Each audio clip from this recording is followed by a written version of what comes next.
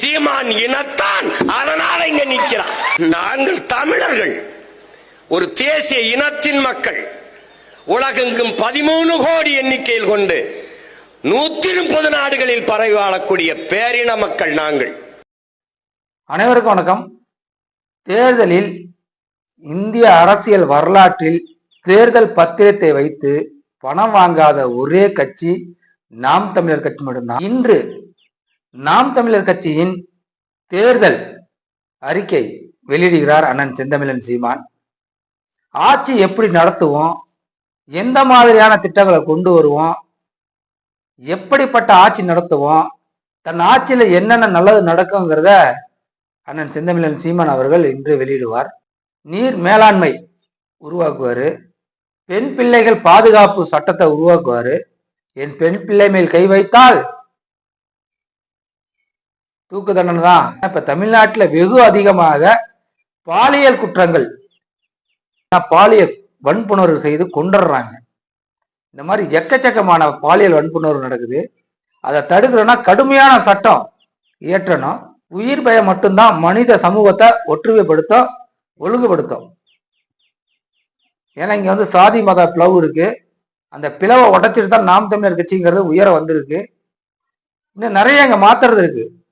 அதனால இந்த திமுக, அண்ணா திமுக, தாவேகா இவங்களுக்கு ஓட்டு போடுவதை விட்டுட்டு நீங்க ஆட்சி வரைவுரை படிங்க.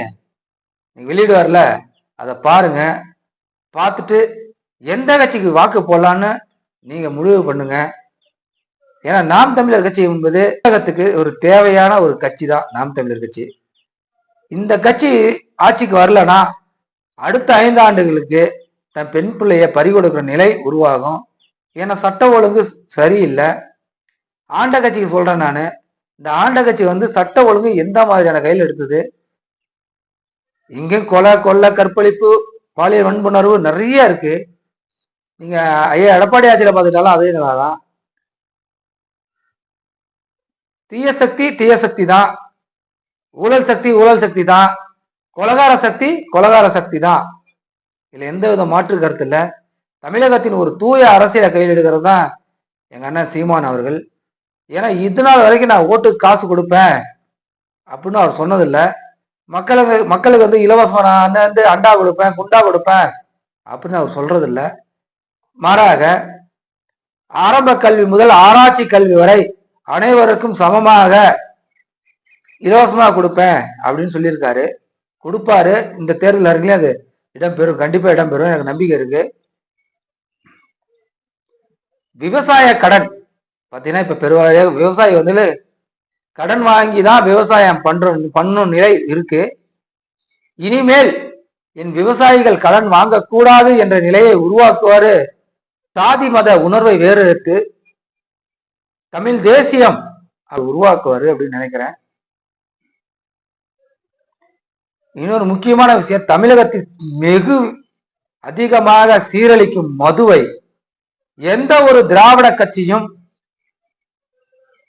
ஒழிக்க போவதில்லை. மதுவை திமுகவா இருக்கட்டும், அண்ணா திமுகவா இருக்கட்டும், இல்ல இப்ப புதுசா வந்திருக்கிற தமிழக வெற்றி கழகமா இருக்கட்டும், ஒருபோதும் நாங்க மதுவை ஒழிப்போம், டாஸ்மாக் கடையை இழுத்து மூடுவோம் அப்படின்னு சொல்ல மாட்டாங்க. சொன்னாலும் அவங்க செய்யறதில்லை. ஆனா நாம் தமிழர் கட்சி ஆட்சிக்கு வந்தால் தமிழ்நாட்டில் ஒரு சொட்டு மது இல்லாத தமிழக படைக்கும், மது கடையை இழுத்து மூடுவோம். ஒரு நாள் தேர்தலுக்கு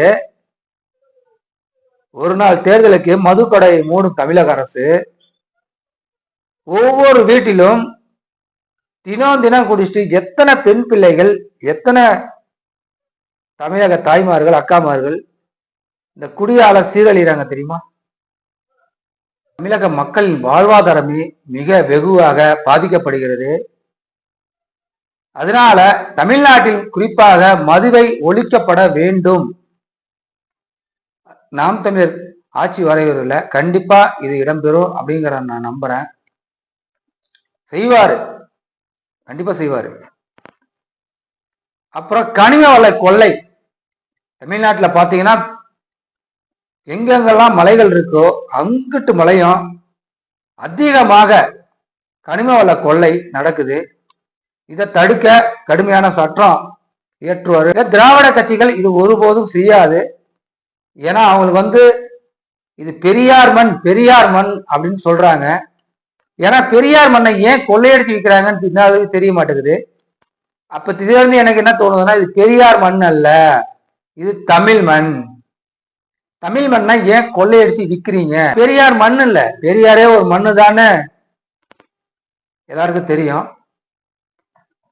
அதனால இந்த கனிம வள கொள்ளை தடுத்த நாம் தமிழர் கட்சி ஆட்சிக்கு வரணும். என் மலை இது என் மக்கள் அப்படிங்கிற உணர்வை அவர் ஊட்டுவாரு, எல்லாருக்கும் தெரியும். தரமான உலக தரத்தில் தரமான மருத்துவத்தை உருவாக்குவார். அண்ணன் சீமான் அவர்கள் உலக தரத்தில் மருத்துவத்துறையை மேம்படுத்துவார். அவர் ஆட்சிக்கு வந்தால் இது உறுதியாக நடக்கும். இது எந்தவித மாற்று கருத்தும் இல்லை. மற்ற கட்சிகள் இது செய்யாது, செய்யவும் விரும்பாது. ஏன்னா இந்த 70 ஆண்டு 60 ஆண்டு திராவிட ஆட்சியில் எந்த ஒரு அமைச்சராவது தனியார் மருத்துவம் தேடிதான் போயிருக்காங்க, கவர்மெண்ட் ஹாஸ்பிட்டல் தேக்கி வரல. இதுல இருந்து என்ன தெரியுது? அரசு மருத்துவமனைகள் தரமாக இல்லை அப்படிங்கிறத தெல்ல தெளிவா நமக்கு தெரியுது. அதனால நீங்க நாம் தமிழர் கட்சிக்கு வாக்கு செலுத்தணும். மக்கள் நிம்மதியா வெளியே போயிட்டு வரணும், பயமின்றி வெளியே போயிட்டு வரணும். அதுக்கு நாம் தமிழர் கட்சி தான் ஆட்சிக்கு வரணும். திராவிட கட்சிகள்ல வெளியே போறதுக்கு பயங்கரமா இருக்கு. இங்க இருந்து திருட வந்துருவானோ, எங்க இருந்து கொள்ளையாளி வந்துருவானோ அப்படிங்கிறத பயத்தை ஏற்படுத்துது. அதனால 2026 இந்த தேர்தல்ல மகத்தான மாபெரும் வெற்றியை சுவைக்கும் நாம் தமிழர் கட்சி அப்படிங்கிற ஒரு நிலைய இந்த மக்கள் ஏற்படுத்தி கொடுக்கணும். ஏன்னா வழி என்பது எனக்கு மட்டுமானது அல்ல, அனைவருக்குமானது. எனக்கு வலித்தால் மட்டும்தான் வலி அப்படிங்கிறது இல்ல, உங்களுக்கு வலித்தாலும் எனக்கு வலிதான். தனக்கு பட்டாதான் வலி, மற்றவங்களுக்கு பட்டா வலி இல்லை அப்படின்னு நினைக்க கூடாது. எங்கேயோ ஒரு விளாத்தி குளத்துல ஒரு பொண்ணு வாலியல் வன்கொடுமை பண்ணிட்டாங்க, அதனால நமக்கு வலிக்கல அப்படின்னு நம்ம நினைக்க கூடாது. நாளைக்கு எங்க வேணாலும் எப்படி வேணாலும் நடக்கலாம். அவங்க வீட்டுல பெண் பிள்ளை இருக்கு, ஜாக்கிரதையா இருக்கணும். மீண்டும் இந்த திராவிட ஆட்சி கையில் மீண்டும் இந்த திராவிட ஆட்சியாளர்கள் கையில் ஆட்சி சென்றால் தமிழ்நாடு கெட்டு குட்டிச்சோராவது எந்தவித மாற்று கருத்தும் இல்லை. ஏன்னா நாம இந்த திராவிடத்தை நம்பி நம்பி நம்பி நம்பி வாக்கு செலுத்தி நம் வாழ்வாதாரத்தை இழந்து அவர்களிடம் 1000, 2000, 2500 பெரும் நிலையில்தான் அவர்கள் நம்மளை வைத்துள்ளார்கள். அந்த நிலையை ஒழிக்கணும். அந்த நிலையை ஒழித்தால் மட்டும்தான் நம்ம வாழ்க்கையை மேம்படுத்த முடியும். நீங்க பாத்தீங்கன்னா பள்ளி கல்வித்துறை, பள்ளிக்கூடம் கட்ட காசு இல்லை, முன்னாள் மாணவர்கள்ட்ட கையெழுந்தது. முன்னாள் மாணவர்கள் காசு கொடுங்க அப்படின்னு கையெழுந்தது. ஆனா 1000 ரூபாய் கொடுக்க காசு இருக்கு, பஸ்ல இலவசம் கொடுக்க காசு இருக்கு. என் மக்கள் கேட்டாங்களா 1000 ரூபாய் கொடுங்க, இலவசம் கொடுங்கன்னு? என் மக்கள் கேட்கறதா சுகாதாரமான மருத்துவத்தை கொடுங்க, இலவசமா கொடுங்க, படிப்பை இலவசமா கொடுங்க அப்படின்னு சொல்றாங்க. ஆனா கொடுக்குறாங்களா? கொடுக்கல. பயணத்தை பஸ்ல இலவசமா கொடுக்குற நீங்க தண்ணீர் பாட்டில 10 ரூபாய்க்கு விற்கிறாங்களா இல்லையா? 234 தொகுதியிலையும் நாம் தமிழர் கட்சி வெற்றி பெற்று மகத்தான ஆட்சியை பிடிக்க வேண்டும் என்பதுதான் எங்க நோக்கமே. ஆட்சியை பிடிச்சி தமிழக மக்கள் 60 ஆண்டு கால ஆட்சியில் இருந்த மக்களை விட இந்த 5 ஆண்டுகளில் ஒரு 5 ஆண்டு கொடுத்து பாருங்க, நாம் தமிழர் கட்சி தன்னோட மக்களை எப்படி வச்சிருக்காங்கன்னு பாருங்க. இதெல்லாம் மக்கள் கவனத்தில் எடுத்துக்கணும். ஒரு திரைப்பட நடிகர் அவருக்கு தான் இந்த நாட்டுக்கு நல்லது செய்வார் அப்படிங்கிற ஒரு எண்ணத்தை ஒழிக்கணும்.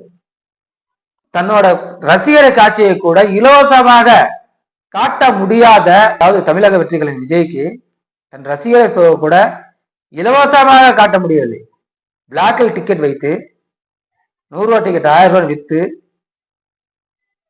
பார்த்த ரசிகர்கள் விஜய் கொண்டாடுறீங்க. அவருக்கு என்ன அரசியல் தெரியும்னா அவரை கொண்டாடுறீங்கன்னு எனக்கு தெரியல. எப்படி தலைமை பண்பு இருக்குன்னு தெரியல. நீங்க பார்க்கலையா? தன்னோட சதி நடந்ததோ என்ன நடந்ததோ, தன்னோட ரசிகர் தன்னோட தொண்டர் தன்னை பார்க்க வந்து அந்த கூட்ட நெரிசலில் சிக்கி 41 பேர் உயிர் இழந்திருக்காங்க. அந்த 41 பேரும் அவரை பார்க்க வந்து தான் இறந்தாங்கன்னு தெரியுது. அந்த இடத்துல ஒரு தலைவன் என்ன செய்வான்? 41 பேர் இருந்துட்டாங்கன்னா ஒரு தலைவன் என்ன செய்வான்? ஒரு நல்ல தலைவர் என்ன செய்வார்? அதை விட்டு போகாம, அந்த இடத்தை விட்டு போகாம நேரா அனைவரையும் மருத்துவமனை கொண்டு போயிட்டு மருத்துவமனையில வைத்து அனைவரும் பார்க்கணுமா பார்க்க கூடாது? நேரா எந்த ஒரு தடையும் இல்லப்பா, நேரா திருச்சி சென்னை பனூர் போயிட்டார், செட்டில் ஆயிட்டார். கேட்டா அவர் வந்து அப்செட் ஆயிட்டாரு, அவரு மிரண்டாரு, என்ன செய்யணும் புரியாம போயிட்டாரு, போலீஸ் அவரை போக சொல்லிருச்சு. அப்ப நாங்க சொல்றோம், நீங்க அரசியல் வேண்டாம், போயிருவீங்களா? விஜய் சார், நீங்க எங்க அரசியல் துறைக்கு வேண்டாம், நீங்க போங்க அப்படின்னு சொன்னா போயிடுவீங்களா? நீங்க சதி நடந்ததுனே சொல்றீங்க, தீய சக்தி தான் ஊடுருவிச்சுன்னு சொல்றீங்க. ஏன் களத்தை விட்டு போனீங்க? தீய சக்திய உங்களால எதிர்க்க முடியலையா? வெற்றி கழகம் இந்திய அரசியலுக்கு தேவையில்லை அப்படின்னு சொன்னா திரும்பி போயிடுவாரா? சொல்லுங்க.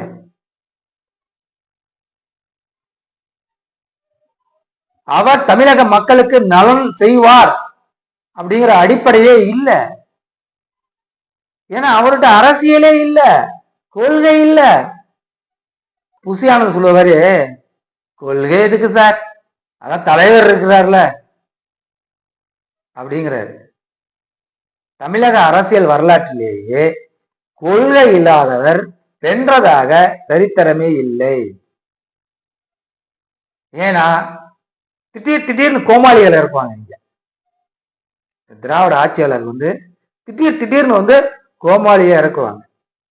நீங்க பாங்க, திமுக வர்சஸ் தாவேகா,